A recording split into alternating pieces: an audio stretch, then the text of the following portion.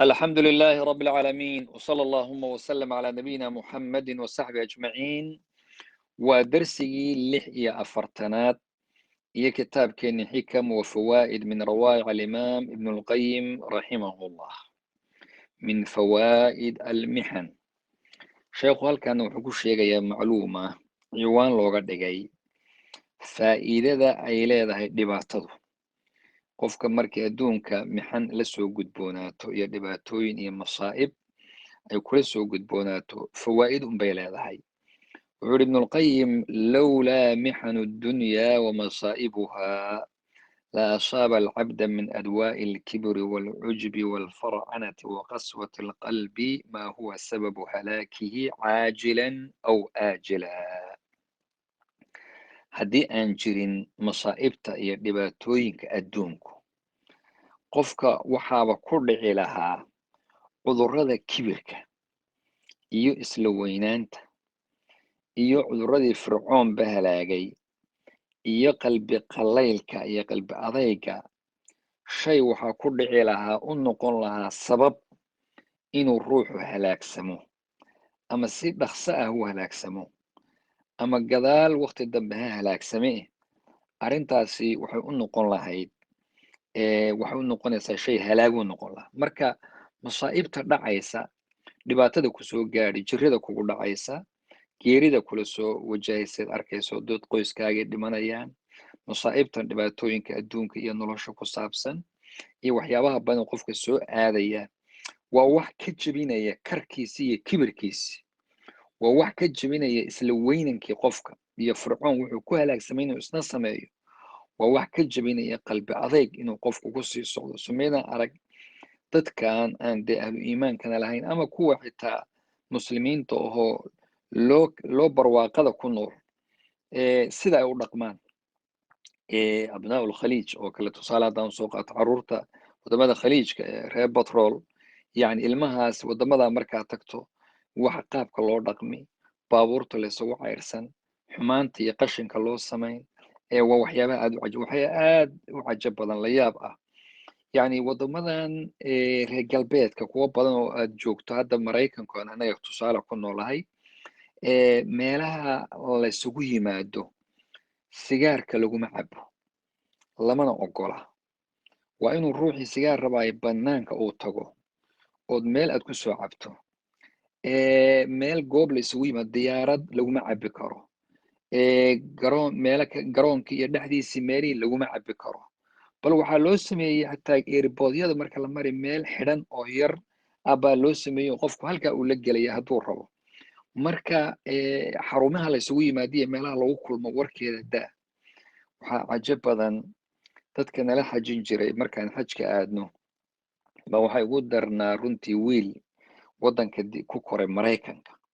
inuu ku dhashay iyo inuu isagoo yar la keenay ma hubo laakiin xajku nala socday waxaan tagnay dubay markaan marayno airportkii dubay ayaa iyo suuqii baa wuxuu arkay dadkii oo sigaarkii la wada kale markaasuu yaa sheekh dadkan soo muslimiin ma ah marka maxaad ka wadaa baa idhi hadda isagii marka wiilkii wuxuu ku baraarugsan yahay xaj buu socdaa dharkii buu qabaa haddana markaan jiddo ka degnay waaba dadkii oo sigaarkii kasii dar waaba maka iyo albaabkeedii baa waa xaramka albaabkiisi baa lagu cad bannaankii la taagan yahay bannaankii xaramka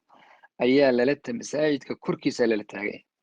marka dhalinyaradii waxaa ku dhacay layaag iyo ama kaag iyo shoog bay qaadeen waa maxay dadkan soo muslimiin ma ah maxaa ku dhacay marka waxaad dareemaysaa yacni masaa'ibta iyo dhibaatooyinka iyo qofku waxyaabaha adduunka la soo gudboonaanayo waxbaa lagu bartaa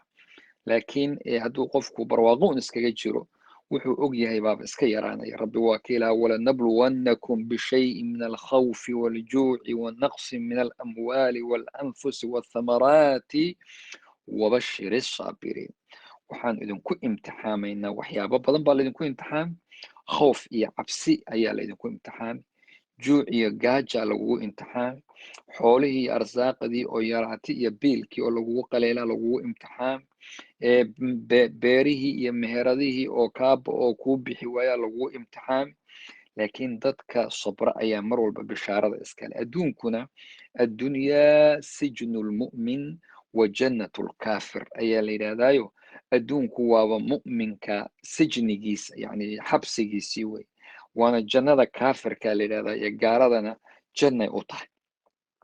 waxyaabaha qofka muslimka asiibaya xadiis saxiixa wuxuu ahaa maa min muslimin yusiibuhu adan min marad famaa siwaahu yani qofka muslimka waxa ku dhacaya ama dhibaato ha noqdo ama jiro ha noqdo wax alla waxa soo gaadhaya ilaahay dembi dhaaf buu kaaga dhigaya subxaana adduunyadu inay sijni lmu'min tahay wa jannatu lkaafir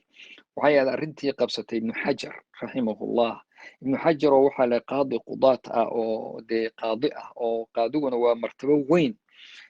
oo madax u dhigma madaxweyne camal u dhigma oo sidaa loo dabayaacay oo fardihii wada daba ordayaan baa nin yahuudi oo jidka uu kusii maray oo iska wasakh badan oo saliidda ka dhex shaqaynaya iyo halkaasoo dhar wasakhaysan qaba baa intuu istaajiyey baa wuxuu ku yidhi yaa sheekh nabigiina wuxuu leeyahay buu yihi addunya sijnu lmu'min adduunku waa mu'minka xabsigiis laakiin waa jannatulkaafir gaaladana waa janna u tahay maxay tahay jannada anugu aan ku jiraabu maxay se tahay adiga naarta haddaad ku jirtaa iyo waxaan jeedaa xabsiga aad ku jirtaa waa maxa wuxuu yidhi markii loo fiiriyo aniga haddii ilaahay jannada i geliyo waxa jannada noo jira muslimiinta ayaa waxaan adduunka ah ka weyn oo kanaaba xabsi noo noqonaya kaasina waa jannadayadii laakiin idinka marka la idiin fiiriyo buuri gaalada waxa idiin jira aakhiro oo cadaab iyo ciqaab oo kaa horeeya hadda sidaan saliidaadan dharkaagan saliidiya wasakhda badan baabad janno ugu jirtaa marka ninkii waxaa la yidhi halkii buu tawxiidkii ashaadada ku qaatay marka waa xusni yani waxyaabaha cilmiga iyo caqligaba culimada laga faa'iidaysto ayay ka mid tahay ilaahay subxaanahu watacaala ayna xifdiyo ayna ilaaliyo jazakum allah khayr wabaaraka allah